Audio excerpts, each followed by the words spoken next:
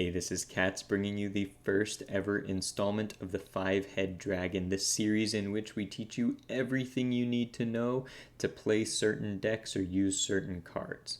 Now, appropriately, in the first episode, we're going to be detailing how to play Disaster Dragons, and in particular, all of the tricky rulings that go along with some of these cards.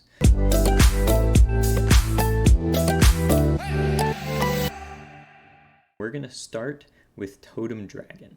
Totem Dragon says, can be tributed as 2 tributes for the tribute summon of a dragon monster. Once per turn during your standby phase, if this card is in your graveyard and all monsters in your graveyard are dragon, you can special summon this card in attack position, but banish it when it leaves the field. You must control no monsters to activate and to resolve this effect. Now there are a few things that you need to understand about Totem Dragon. First, you can use a face-down Totem Dragon for 2 tributes for the tribute summon of a dragon-type monster. That means if your opponent Book of Moons your Totem Dragon when you summon it, thinking that it's going to stop you from being able to tribute summon your Red MD or something like that, you can still use it as 2 tributes, and in fact, you can do this to get around skill drain. If your opponent or you have skill drain face up on the field, you can get around the draining effect on Totem by having it face down, because skill drain only affects face up monsters. The second thing you need to know is that Royal Oppression can negate the special summon of Totem Dragon. However, it'll just go back to graveyard, you'll still be in your standby phase, and so you can special summon it again. As many times as your opponent is willing to pay 800 life points, you can just bring it right back, so punish that mistake by them. Next, you can special summon Totem Dragon even if you have no dragon monsters in your graveyard, as long as you have no other types of monsters in your graveyard. You can special summon Totem if it's the only monster in your graveyard. Next thing you need to know about Totem Dragon is that you can pick the order of effects in the standby phase. This is particularly relevant in dragons because when you have your Future Fusion resolving on the second turn after it's activated, you can choose to special summon Totem Dragon before the 5-headed dragon comes out, then bring out the 5-headed dragon and continue with your combo. You should also know that if your opponent or you have Imperial Iron Wall active, then Totem Dragon will go to graveyard instead of being banished when it leaves the field. This means you can use it again next turn and again and again and again. It's the same exact idea as Plague Spreader Zombie. It does not get banished, it goes to grave, and so you can get infinite recursion from it as long as Imperial Iron Wall is face up on the field. Let's talk about Future Fusion. Future Fusion says during your first standby phase after this card's that's not what Future Fusion says. So let's see.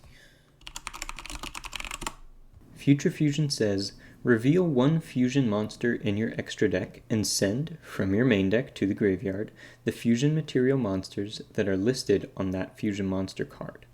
During your second standby phase after this card's activation, special summon 1 of that fusion monster from your extra deck and target it with this card. This special summon is treated as a fusion summon. When this card leaves the field, destroy that target. When that target is destroyed, destroy this card. So the first important and unfortunate thing you need to know about Future Fusion is that sending monsters to the grave is not a cost.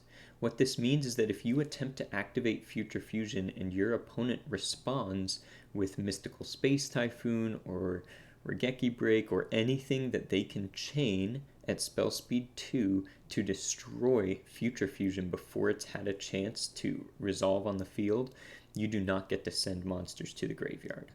So it's very important that you clear out your opponent's back row before you activate Future Fusion whenever possible to make sure that this thing is going to send those 5 monsters to the graveyard. Another thing you need to know is that your opponent can stop Future Fusion by flipping Royal Oppression. When you initially activate Future Fusion, your opponent can respond with Royal Oppression to negate the activation of the card, and so you will not send monsters to the graveyard. However, Royal Oppression cannot be used during the second standby phase after activation when the monster attempts to come out. This does not start a chain. Your opponent cannot respond to it with something that negates a summon. They can respond to the summon with something like Torrential or Bottomless, but they cannot Royal Oppression when the monster is coming out. They have to use it when the card is initially activated. Last but not least, you cannot activate or resolve Future Fusion while Kokimir Drago is on the field if you're revealing Five-Headed Dragon. Okay, so if you have Kokimir on the field, you cannot activate Future Fusion. Likewise, if you activate Future Fusion and then put Kokimir on the field during that second standby, Five-Headed Dragon will not come to the field. Your Future Fusion will just float useless in your back row, occupying a spell or trap card zone. Moving on, we're going to talk about Kokimir Drago. Okay, Kokimir Drago has a lot going on with him, and so we're going to cover all of the nitty-gritty details. Kokimir Drago says, during each of your end phases, destroy this card unless you send one Iron Core of Kokimiru from your hand to the graveyard or reveal one Dragon-type monster in your hand. Neither player can special summon light or dark monsters. First of all, revealing in the end phase is a maintenance cost, not an effect. It doesn't start a chain. It can't be negated. Your opponent cannot use Herald of Orange Light, Divine Wrath. Light and Darkness Dragon will not gain a counter, negating this automatically. In the end phase, it is a maintenance cost, not an effect. All you do is reveal and move on. It does not start a chain.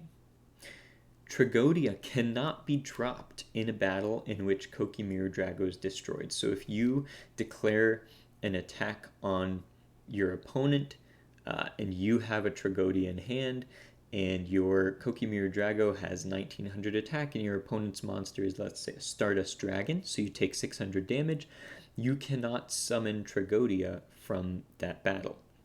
In Edison, continuous effects persist until substep 6, whereas Tragodia attempts his summon in substep 5 of damage.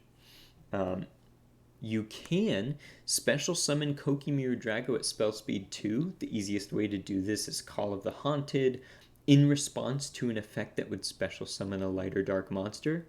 And the result is that Kokimir Drago will hit the field first, and that effect will no longer resolve. So, imaginary scenario, let's say your opponent attempts to activate Return from a Different Dimension and would be specialing dark monsters.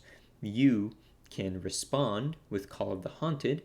Call of the Haunted resolves, Kokimir Drago comes out, and your opponent will not get their dark monsters from Return from a Different Dimension. Next, you need to know that you cannot synchro summon a light or dark using Kokimir Drago as material, and you also cannot tribute Kokimir Drago as one of the 3 monsters to special summon Destiny Hero Plasma. Okay, and along the same vein, you can't banish Kokimir Drago to special summon Red Eyes Darkness Metal Dragon from hand. His effect is persistent, and you cannot attempt the special summon, which means you even if he would leave the field, you can't attempt the special summon of a light or dark monster. You can, however, in the end phase, opt not to reveal for Kokimir Drago, part of his maintenance cost, let him die, and then use Red Eyes Wyvern to special summon a Red Eyes Darkness Metal Dragon because you pick the order of end phase effects on your turn. Now that he's come up, let's talk about Red Eyes Darkness Metal Dragon. So he says, you can special summon this card from your hand by banishing one dragon-type monster you control. Once per turn, you can special summon one dragon-type monster from your hand or graveyard except Red Eyes Darkness Metal Dragon. Now, what you need to know is that Red Eyes Darkness Metal Dragon does not target. He works under Necro Valley, and your opponent cannot DD Crow after you select.